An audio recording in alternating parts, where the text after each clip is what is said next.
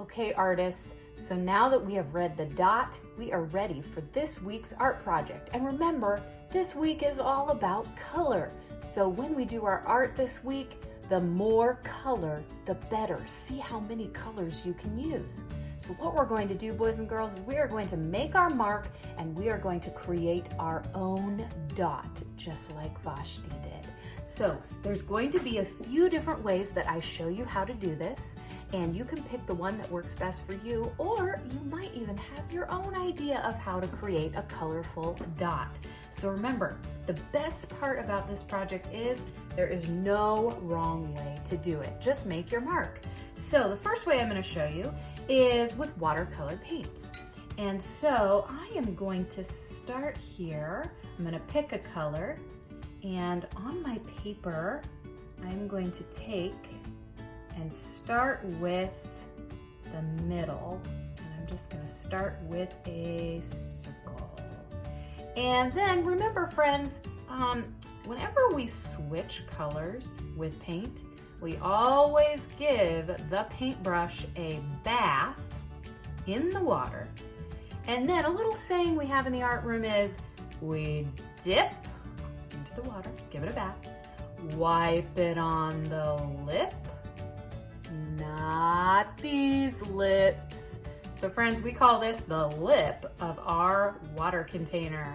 And so we're getting rid of that extra water, and now we're ready for a new color. I think I'm gonna go into yellow, and look at that. The yellow is staying clean because I gave the paintbrush a bath. Now friends, the best part about doing it this way and with watercolor is watercolor spreads pretty nicely.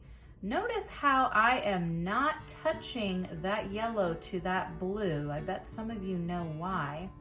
Watercolor loves to spread and mix, and so you can kind of try it out, but the reason I'm making sure that yellow doesn't touch the blue dot is because I want them to stay separate and not mix. And it also leaves a cool white ring in there as well. Okay, I think next, I'll go into red, and see how I'm making this dot. I'm kind of building the dots layers as I go out to make it bigger. So friends, you just go for it. Take your time, maybe put on some music as you paint. I love to do that as well. Really gets me relaxed. And I say, the bigger the dot, the better. So I would say if you want to make it as big as your paper is, go for it. That's the fun part of this. And I even have had some kids they had so much fun, they made a few dots. They didn't stop at just one. They wanted to try out a few. All right, so here's the fun thing about watercolor is, once I wash my brush, I am going to try a little trick here. I'm gonna dip into my orange, and I'm gonna put some orange. I'm gonna play around here and put some orange into my red ring. And I don't know, I'm just gonna try different things out. Let's try some violet here. Oh yeah.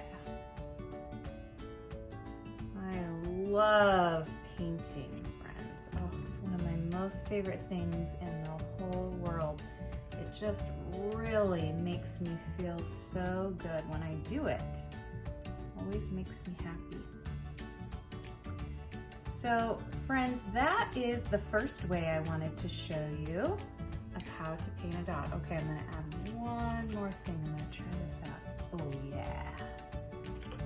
I thought that might work. I'm gonna add some green little splashes to my purple ring here. Okay, so now that I've shown you that way, I'm gonna set this guy aside to dry. The next way is, you might remember this from the book, friends, is Vashti made a dot, by painting around a dot shape and filling, instead of painting the dot, she painted outside of the dot. So here's a fun way to do that. I went and searched in my house for a circle shape that I could trace. This is the lid of my sugar jar. I'm gonna place it down here on my paper and trace around it with a pencil, okay? Then I'm gonna cut that guy out so he looks like this. Then I am ready to try this out. So I'm gonna tape this circle shape just like that and place it into the middle of another sheet of paper. And then taking my watercolor, paintbrush ballerina was not very clean when she went into that yellow. Okay, let's start with orange. I'm going to paint dots around this circle shape. And when it's all dry, I'm gonna lift this guy up and we should be able to see a shape of a dot.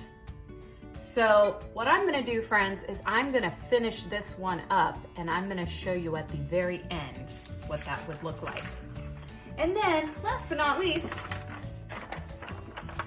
all I did for this one is I traced around a circle tracer with my pencil and I did a design in crayons. So I kind of created a dot with different lines and different colors to make a crayon dot. So there are lots of different ways you can do this. And don't forget, artists, to make your mark and sign your work when you're done. Okay, I cannot wait to see what it looks like when you finish with your dots. Have fun.